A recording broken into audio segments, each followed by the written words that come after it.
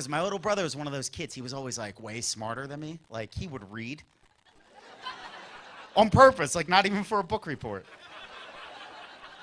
He was so smart. And we used to share a bedroom, dude. And the most fun ever were the conversations we had when the lights were out because we were supposed to be asleep. And if we even talked, we would get in trouble. So we had to whisper. Now I'm a full-on grown-up. But if somebody whispers to me, I automatically respond back with a whisper because it's just funner. If somebody's like, "Psst, Steve," I'm like, "What?" And my older brother would be like, "Psst, Steve, are you still awake?" Hell yeah. Awesome. Dude, I got an idea. I'm like, "What?" He's like, "Tonight, let's stay awake till midnight." I'm like, "Yes. What's the latest you ever stayed awake till?" He's like, "I don't know, man. I always fall asleep."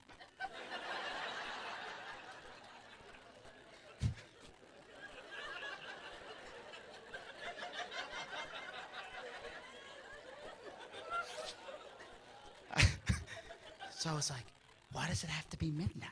Why can't we just stay awake till like 11? He was like, "Dude, because it's not midnight." I'm like, "But what's the big deal about midnight?" Are you being serious right now? Oh my God. All right, let me explain, okay? It's like, "Steve, you know how like right now it's today?" I'm like, "Yeah." He's like, "But then tomorrow when you wake up, it's tomorrow." No, dude. Tomorrow when you wake up, it's today again. I was like, "Yeah. When does today really become tomorrow?" And he was like, "Midnight."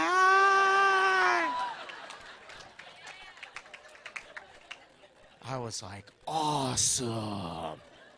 Dude, midnight must be magic. That's why you can't feed gremlins after midnight." He's like,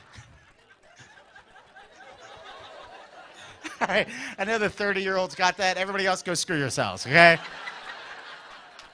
Because us, anybody that's old enough to remember that, dude, I've been thinking about this. Dude, if you're, say, under 28, you got screwed out of a childhood. I'm sorry to tell you. Because us, 80s kids up to the early 90s, we're the last of the Mohicans, bro. We're the last real generation of little kids that got to grow up without the internet. Think about this. Back in the 80s, me and my little brother thought gremlins were real because we couldn't Google that shit. That's why. Back in the 80s, if you didn't know something, guess what? You didn't freaking know it, and that was it.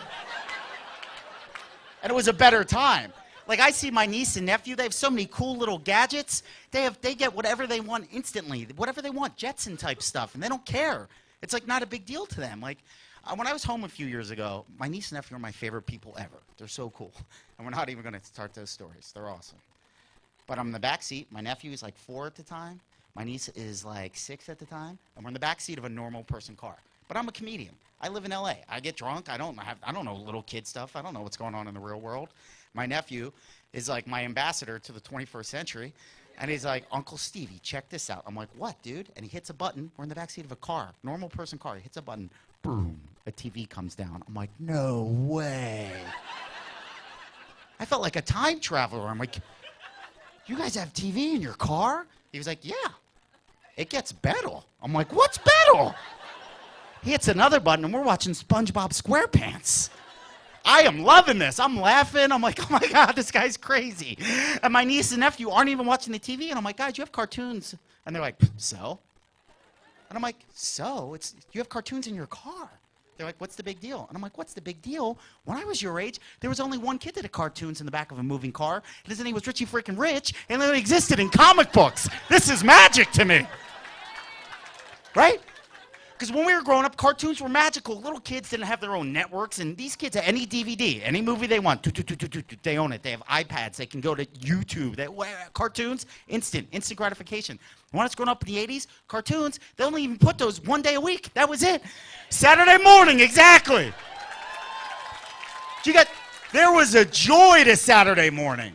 Saturday morning for a 7-year-old is like Friday happy hour for a grown-up. It's the one thing that you can look forward to. Because like I did not like school. I shouldn't say I hated it, but I hated waking up. That's for sure. Because I was always trying to stay awake to midnight, and the next thing I know, I got to wake up for school, and I'm like, no way, this isn't going to happen.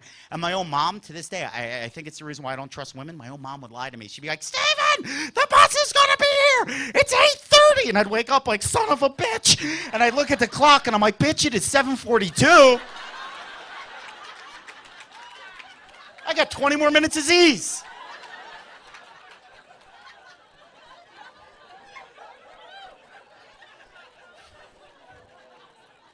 My point being, I didn't like waking up for school.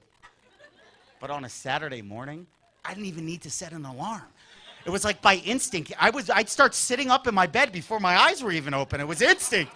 I'd pop up like a Navy SEAL, like, it's mother effing Saturday! No shower, no bath. I'm still in my snuggly Chewbacca pajamas, wrapped up in a blankie. My feet don't even touch any steps on the way down. I'm like, awesome! I have 4 bowls of delicious Apple Jacks before any of my brothers are awake, and I'm drinking that sugar milk from the bottom of the bowl, which is Jack Daniels when you're 6, because you're like, it is. It is. That sugar milk, because you're like, motherfucking sugar milk, take away the pain. And it always took away the pain. Right? And my little brother wakes up, he's like, dude, what are you eating? I'm like, Apple Jacks! He's like, I don't want Apple Jacks, I want Fruity Pebbles.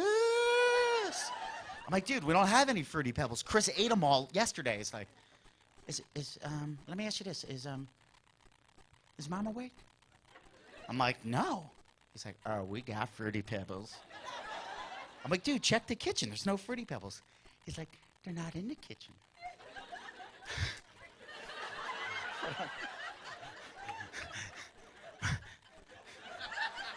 Mom thinks she hides them in the garage. I saw her. I'm like, what? What's in the garage? Oh, the junk food, dude. I'm like, go get it. Okay. And my little brother comes back with a trash bag full of junk food. It was hidden away from their boys. And the first thing he pulls out is a 2-liter bottle of Mountain Dew, which is old school Red Bull. It's just pure caffeine and sugar. Real sugar, not corn syrup. And he twists it and he's taking it to the head like a rapper in a video with a 40. He's like, gluk, gluk, gluk, gluk, gluk, gluk, gluk, gluk, gluk, gluk. Mountain Dew! And he rips, he's so excited, and he's hopped up on caffeine. He rips open cheese curls, and the orange dust is floating in the air like cocaine in The Departed. He's like, cheese curls! Cheese curls! And he starts eating them and backwashing them into the 2-liter of Mountain Dew.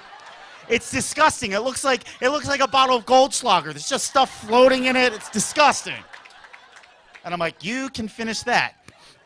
And then the coolest thing, the best thing ever, is he pulls out a fresh box of Fruity Pebbles.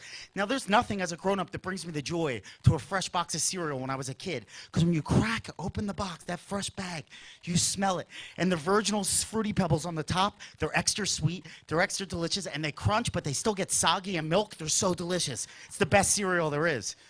But more important than the cereal itself, we wanted the prize from the bottom of the box. And my little brother had these skinny, bony fingers like a safe cracker, and he could get the prize without messing up the cereal. And I'd be like, dude, what did we get? He's like, I almost got it. Almost. Make sure Mom's not coming down. She's not coming down, dude. What did we get? And I'm like, what is it? He's like, you're putting pressure on me. Relax. All right, I think I got, oh my God. We got tattoos! And I'm like, oh snap. Mother effing tattoos, that's the best price you could get, right? So I'm like, ink these pipes up, son. So over here I have a serpent. I have a serpent here. He's got anchors across his forehead. We're 3 inches away from the TV set, slugging out sugar milk. He's like, what time is it? I go, it's 7 o'clock. Time for mother effing Smurfs. High five, right?